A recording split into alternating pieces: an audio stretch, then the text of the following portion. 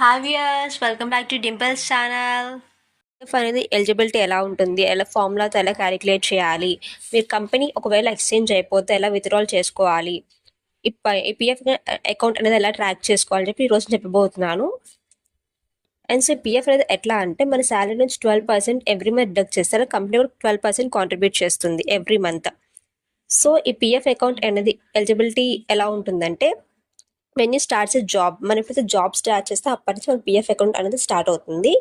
మనకి పిఎఫ్ అనేది మ్యాండేటరీ ఏం కాదు. ఎవరికైతే అవసరం అనుకుంటారో వాళ్ళ శాలరీ నుంచి ఎవ్రీ మంత్ 12% డిడక్ట్ అవుతుంది క్రాస్ శాలరీ నుంచి.